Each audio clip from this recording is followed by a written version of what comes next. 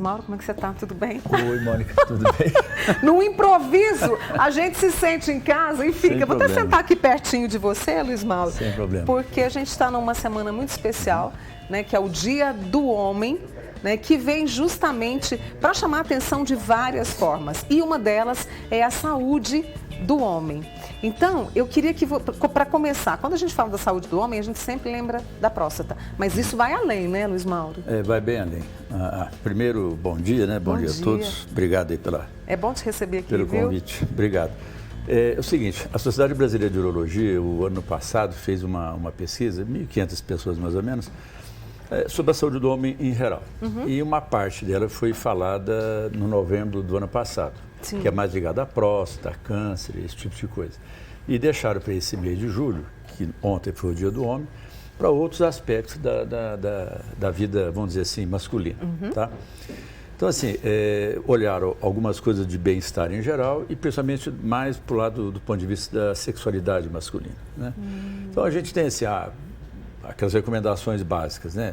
De exercício físico, alimentação adequada, não fumar, álcool com moderação, enfim, né, medidas gerais. Você procurar seu médico pelo menos uma vez por ano, fazer exames, enfim, né, para que você se mantenha com uma saúde boa de uma forma geral. E nessa, como você mesmo disse, não foi focado em questões de câncer de próstata e outros, né. E se focou muito na sexualidade masculina. E tem algumas coisas assim interessantes, né. Primeiro, a visão geral da sexualidade masculina, né, de que a vida sexual, pela própria Organização Mundial de Saúde, de você ter uma vida sexual adequada, saudável, né, isso faz parte do bem-estar humano, né, e de que você ter uma visão mais positiva da sexualidade, né, onde você são relações consensuais, né, com respeito, sem violência, sem coerção, né, e sem discriminação. Então, esse é o painel geral dessa pesquisa que foi feita. Então, o homem não está lidando muito bem com essa sexualidade? Algumas vezes não, né? E nessa pesquisa, por exemplo, eles colocaram a questão de falha, né? De falha de ereção na hora H, né? Tá. Aí, como é que as pessoas lidam com isso? Como é que os homens, né? Essa pesquisa foi feita mais ou menos com 1.500 pessoas, como eu falei, na faixa etária aí de 45, 50 a 60, principalmente, né? Mais ou menos 52, 53% das pessoas que foram entrevistadas disseram que já tinham, pelo menos uma vez na vida, ter falhado na hora H, né? Então, e aí vem uma discussão da disfunção erétil, né?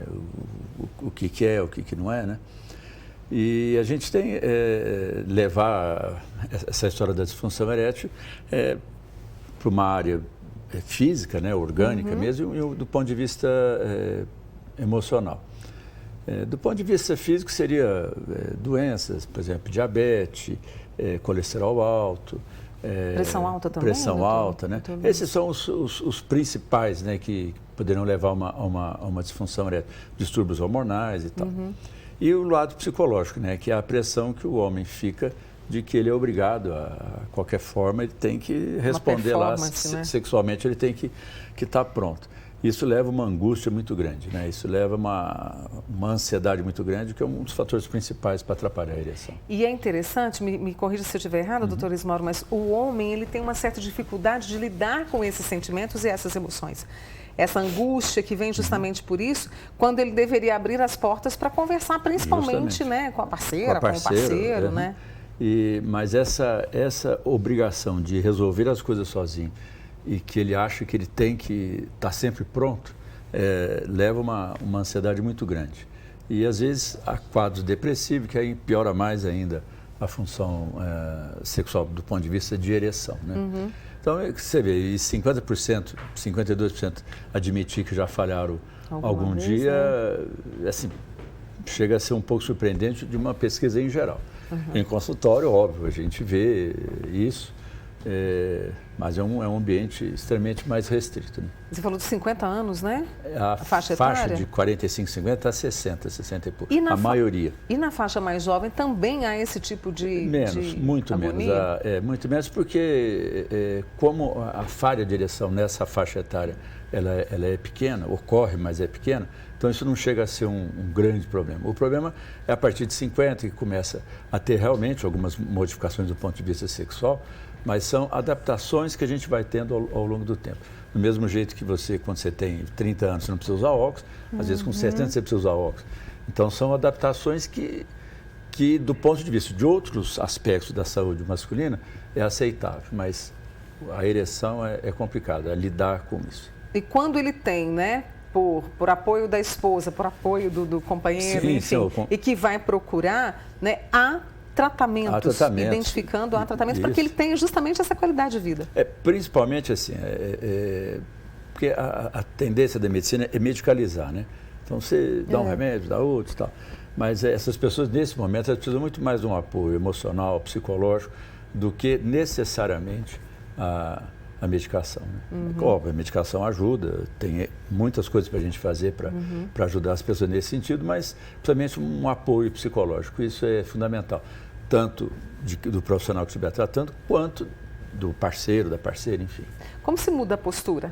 Em pleno século XXI, né, Luiz Mauro? É difícil, mas tem mudado. Você vê 50% admitir que teve uma falha, já é alguma coisa. E a mesma coisa nessa pesquisa também, um outro dado delicado de se mexer com o homem, é o tamanho do pênis. Olha. Foi outra pergunta que fizeram e mais ou menos 60% deles, 62% deles, estão satisfeitos com o seu próprio pênis.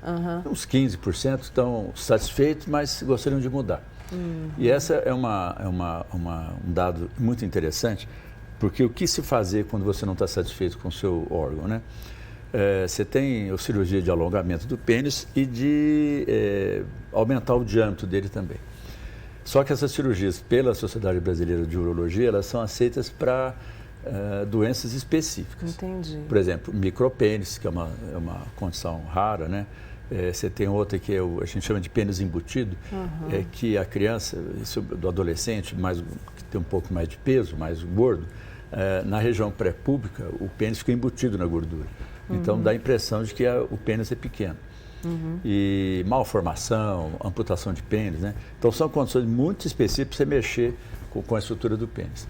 Porque essa cirurgia de alongamento e principalmente de aumentar o diâmetro, o resultado estético não é nada dessas coisas, não. Lohan, posso fazer só mais uma perguntinha para o Dr. Luiz Mauro que chegou? Não vou citar o nome aqui da nossa telespectadora, ela falou que entrou na menopausa e libido, até falei sobre isso aqui semana passada, viu, Luiz?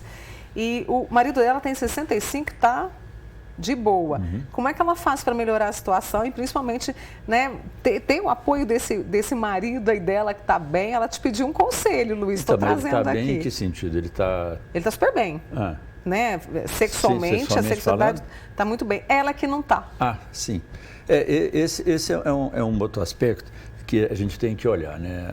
Não sei a faixa etária que ela está, mas se é uma pessoa já na menopausa, é necessário, além se for possível, aquela correção hormonal que tem suas contraindicações, mas principalmente a atitude. A atitude mental, a atitude psicológica frente à atividade sexual para a mulher numa faixa etária acima de 50, 60, isso precisa ser revisto. Porque a menopausa chegou, acabou, você não vai ter mais desejo, enfim, né? Isso é uma coisa cultural e que, assim, primeira coisa que ela poderia fazer, não se sentir obrigada a ter. Não é porque o marido está disposto que ela tem que ter também.